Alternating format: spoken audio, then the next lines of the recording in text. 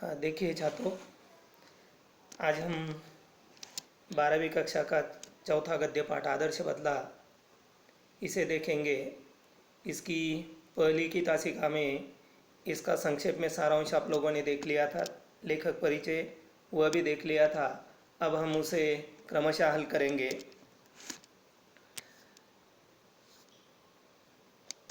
प्रभात का समय था। आसमान से बरसती हुई प्रकाश की किरणें संसार पर नवीन जीवन की वर्षा कर रही थी। 12 घंटों के लगातार संग्राम के बाद प्रकाश ने अंधेरे पर विजय पाई थी। इस खुशी में फूल झूम रहे थे, पक्षी मीठे गीत गा रहे थे, पेड़ों की शाखाएं खिलती थी और पत्ते तालियां बजाते थे। चारों तरफ खुशियां झूमती थी, चारों तरफ गीत गूंजते थे। इतने में साधुओं की एक मंडली शहर के अंदर दाखिल हुई। उनका ख्याल था, मन बड़ा चंचल है, अगर इसे काम न हो तो इधर उधर भटकने लगता है और अपने स्वामी को विनाश की खाई में गिराकर नष्ट कर डालता है। इस भक्ति की जंजीरों से जकड़ देना चाहिए। साधु गाते थे, सुमर सुमर भगवान को, मूर्ख मत खाली छोड़ इस मन को। अब यहाँ पर कवि सुदर्शन जी कहते हैं कि सवेरे का समय था। आसमान से बरसती हुई प्रकाश की किरणों ने संसार पर प्रवेश कर लिया था। चारों तरफ खुशी का माहौल था। फूल झूम रहे थे, पक्षी भी मीठे गीत गा रहे थे, पेड़ों की शाखाएं खेलती थी। संक्षेप में माहौल बहुत ही अच्छा ऐसा माहौल था। और ऐसे में एक साधुओं की मंडली जो है वह एक मन को लेकर बातें कर रहे थे कि मन बड़ा चंचल होता है। और आपको मालूम है कि इस दुनिया में मन जितना चंचल है, इतनी चंचल चीज़ और कोई नहीं है। अभी अगर आपके मन में ये विचार आ जाता है, अगर कोई बम्बई का नाम लेता है तो अपना मन बम्बई में पहुंच जाता है। कोई दिल्ली का नाम लेता है, दिल्ली में पहुंच जाता है। इतना चंचल। और यह मन ऐसा होता है, उसके लिए अगर कोई काम नहीं होता तो वह शैतान का बन जाता है। अपना ही उदाहरण लीजिए, एक तासिका खत्म हो जाती है, अगली तासिका के शिक्षक नहीं आते हैं तो आप क्या करते हैं? शैतानियत वहाँ पर करते हैं। तो इस प्रकार ये मन जो है, मन बड़ा चंचल होता है। इसे लेकर वे बातें कर रहे थे, गीत गा रहे थे, सुमर सुमर भगवान को, मूर्ख मत खाली छोड़ इस मन को। यानी वे भगवान से बता रहे थे कि इस मन को खाली मत छोड़ना। आगे देखिए, जब संसार को त्याग चुके थे उनने सुर ताल की क्या परवाह थी। कोई ऊंचे स्वर में गाता था, कोई मुँह में गुनगुनाता था और लोग क्या कहते हैं, इनने जरा भी इसकी चिंता न थी। ये अपने राग में मगन थे कि सिपाहियों ने आकर घेर लिया और हथकड़ियाँ लगाकर अकबर बादशाह के दरबार को ले चले। यहाँ पर राग यानी आप मराठी में उसका अर्थ अलग लेते हैं जो आपको आता है, यानी गुस्सा वह नहीं है। राग का अर्थ है यह संगीत शास्त्र का लय युक्त स्वर जो है उसे राग कहते हैं। और ये जो साधु थे वे पूरी तरह से संसार को त्याग चुके थे। सुर ताल के साथ गाते हुए वे आगरा शहर में जा रहे थे। आगरा शहर में उन्होंने प्रवेश कर लिया था और वे अपने अपने राग में, अपने अपने ताल सुर में पूरी तरह से मग्न थे। और ऐसे में यह सम्राट अकबर के सिपाही वहाँ पर आया और उन्होंने हथकड़ियाँ पहना दी और उन्हें सम्राट अकबर के दरबार में ले चले। यह वह समय था जब भारत में अकबर की तुति बोलती थी और उसके मशहूर रागी तानसेन ने यह कानून बनवा दिया था कि जो आदमी राग विद्या में उसकी बराबरी न कर सके वह आगरे की सीमा में गीत न गाए और जो गाए उसे मौत की सज़ा दी जाए। बेचारे बनवासी साधुओं को यह पता नहीं था, परंतु अज्ञान भी अपराध है। मुकदमा दरबार में पेश हुआ। तानसेन ने राग विद्या के कुछ प्रश्न किए। साधु उत्तर में मुँह ताकने लगे। अकबर के होठ हिले और सभी साधु तानसेन की दया पर छोड़ दिए गए। यहाँ पर एक मुहावरा जो है वह मुहावरा देखिए। मुहावरा यह है, तुति बोलना। तुति बोलना का अर्थ होता है अधिक प्रभाव होना। बाद में राग का अर्थ मैंने आपको बता दिया है, संगीत शास्त्र का लययुक्त स्वर। और रागी का अर्थ हो जाता है संगीत के रागों का जानकार या संगीत के रागों के बारे में जानकारी रखने वाला। और मशहूर का अर्थ तो सभी जानते हैं, मशहूर यानी प्रसिद्ध। अब यह वह समय था जब हमारे भारत देश में सम्राट अकबर का बहुत अधिक प्रभाव था और उनका यह गायक जो है तानसेन ये बड़ा प्रसिद्ध था, मशहूर था, और उन्होंने कानून बनवा दिया था कि जो आदमी राग विद्या में तानसेन की बराबरी न कर सके ऐसा व्यक्ति आज आगरे की सीमा में गीत न गाए, अगर वह गीत गाता है तो उसे फांसी की सज़ा दी जाती है। इस प्रकार का कानून उन्होंने बनवाया था। अब ये बेचारे साधु जो है उनने इस बात का कोई यानी ज्ञान नहीं था, उन्हें यह मालूम नहीं था, यह कानून के बारे में ज़रा भी कोई जानकारी नहीं थी। लेकिन अब सम्राट अकबर के सामने उन्हें पेश किया गया है। सम्राट अकबर के होठ हिले, यानी उनने तानसेन की दया पर छोड़ दिया।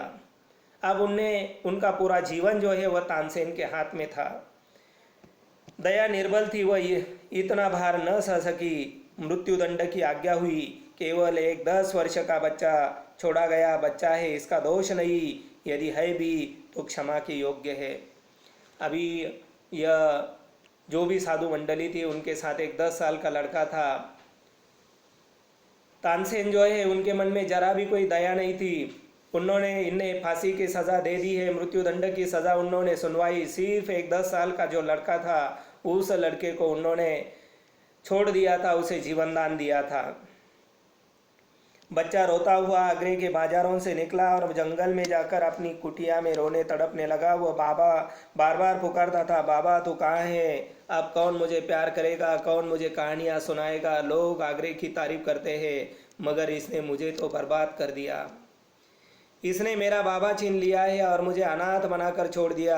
बाबा तू कहाँ करता था? संसार में चप्पे चप्पे पर दलदले हैं और चप्पे चप्पे पर कांटों की झाड़ियाँ हैं। अब कौन मुझे इन झाड़ियों से बचाएगा? कौन मुझे इन दलदलों से निकालेगा? कौन मुझे सीधा रास्ता बताएगा? कौन मुझे मेरी मंजिल का पता बता देगा? इस प्रकार यह 10 साल का लड़का जो है, यह 10 साल का लड़का और कोई नहीं है, यह बैजू बावरा था। वह जंगल में जो उनकी झोपड़ी है, झोपड़ी में जाकर वह विलाप करने लगता है, रोने लगता है, क्योंकि उनका सारा संसार उजड़ गया था। उनके बाबा जो है उनकी मृत्यु हो गई थी, उनके पिता की मृत्यु हो गई थी और इसीलिए वह तड़पने लगा। बार बार अपने पिता को वह पुकारने लगा है, बाबा तू कहाँ है? अब कौन मुझे प्यार करेगा? कौन मुझे कहानियाँ सुनाएगा? लोग आगरे की बड़ी तारीफ करते थे, प्रशंसा करते थे, लेकिन आगरे ने मुझे तो पूरी तरह से तबाह कर दिया है, बर्बाद कर दिया है।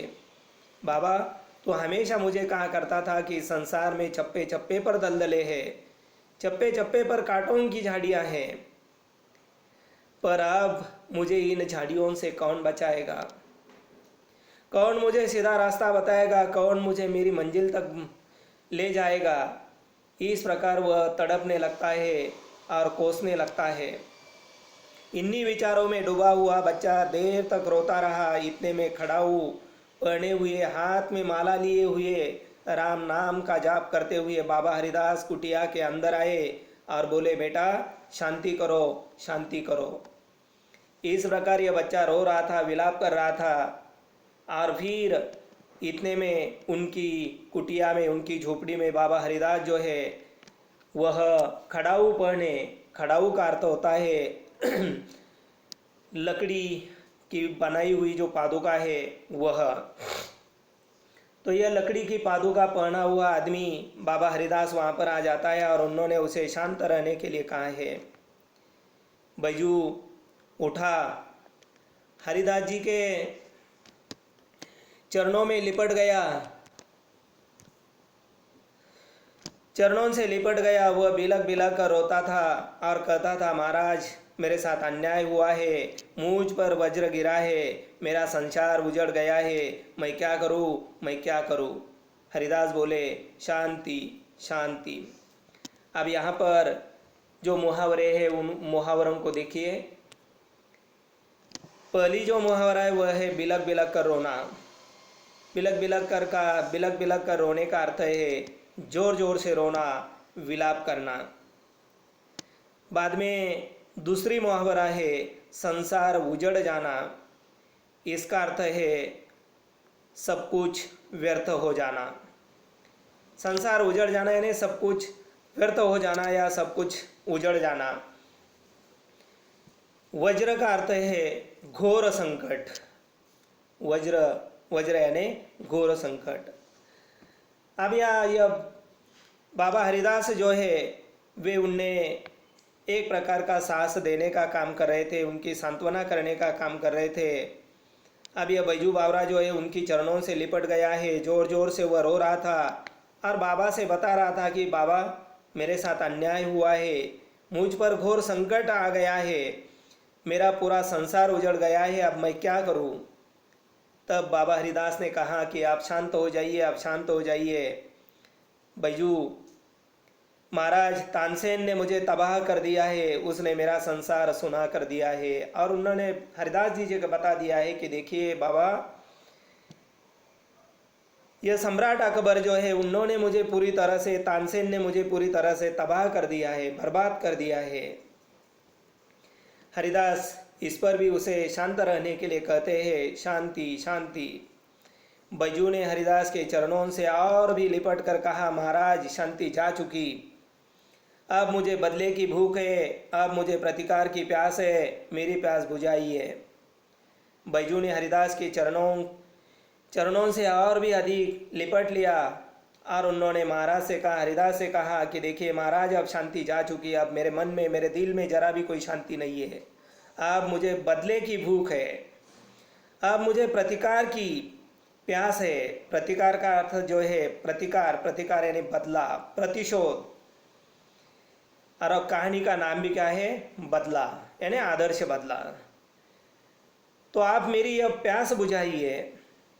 हरिदास ने फिर कहा, बेटा शांति शांति। बैजू ने करुणा और क्रोध की आंखों से बाबा जी की तरफ देखा। उन आंखों में आंसू थे और आहें थी।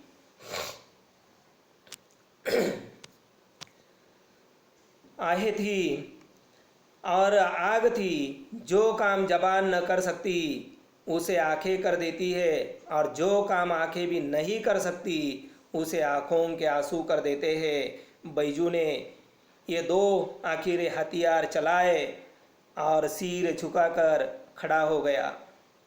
आहे, आहे का अर्थ है शोक, पीड़ा।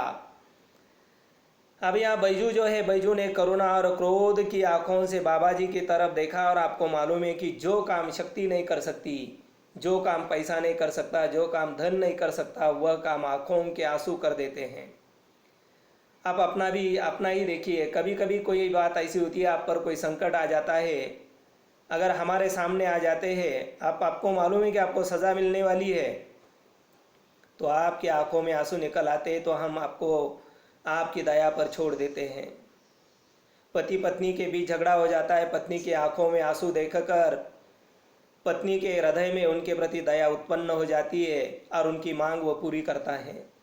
उसी प्रकार यह बात यहाँ पर, यह यानी आंसू, आंखों के आंसू जो है, जो काम अशक्य लगता है उसे शक्य बनाने का काम यह आंखों के आंसू करते हैं। उसी प्रकार उन्होंने यह आखिरी हथियार जो है वह चलाया है। उनकी आंखों में आंसू निकल आए हैं और सिर झुकाकर बाबा के सामने वह खड़ा है। हरिदास के धीरज की दीवार आंसुओं की बौछार न सह सकी और कांप कर गिर गई। उन्होंने बैजू को उठाकर गले से लगाया और कहा, मैं तुझे वह हथियार दूंगा जिससे तू अपने पिता की मौत का बदला ले सकेगा। और इस प्रकार बैजू की आंखों में आंसू देखकर बाबा हरिदास जो है, उनके मन में उनके प्रति दया उत्पन्न होती है और उन्होंने उसे कहा कि देखिए, मैं आपको ऐसा हथियार दूंगा कि जिस हथियार से तू अपने पिता की मौत का बदला ले सकेगा। यह सुनकर देखिए बैजू को कितनी खुशी हुई। बैजू हैरान हुआ, बैजू खुश हुआ, बैजू उछल पड़ा। उसने कहा, बाबा आपने मुझे खरीद लिया, आपने मुझे बचा लिया, अब मैं आपका सेवक हूँ। यहाँ पर एक मुहावरा है, देखिए वह मुहावरा है खरीद लेना। खरीद लेना का अर्थ है गुलाम बना लेना। अब उन्होंने उनसे कहा है कि देखिए बाबा, आपने मुझे खरीद लिया है, अब मैं आपका सेवक हूँ, अब मैं आपका गुलाम हूँ हरिदास, मगर मुझे 12 बरस तक तपस्या करनी होगी, कठोर तपस्या, भयंकर तपस्या। लेकिन बाबा हरिदास ने कहा कि देखिए, मैं वह हथियार आपको ज़रूर दूंगा, लेकिन आपको 12 बरस तक कठोर तपस्या करनी होगी। इस पर देखिए बैजू क्या कहता है। बैजू महाराज, आप 12 बरस की बात कर रहे हैं। मैं 12 जीवन देने को तैयार हूँ। मैं तपस्या करूँगा, मैं दुख झेलूँगा, मैं मुसीबतें उठाऊँगा, मैं अपने जीवन का एक एक क्षण आपको भेंट कर दूँगा। मगर क्या इसके बाद मुझे वह हथियार मिल जाएगा जिससे मैं अपने बाप की मौत का बदला ले सकूं?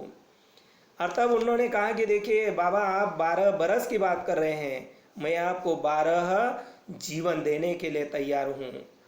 मैं एक एक क्षण आपके लिए देना भेंट करना चाहता हूँ। क्या लेकिन इसके बाद मुझे वह हथियार मिलेगा जिससे मैं अपने पिता की मौत का बदला ले सकूं? हरिदास, हाँ मिल जाएगा बैजू। तो मैं आज से आपका दास हूँ। आप आज्ञा दे मैं आपकी हर आज्ञा का सिर और सिर के साथ दिल झुकाकर पालन करूँगा।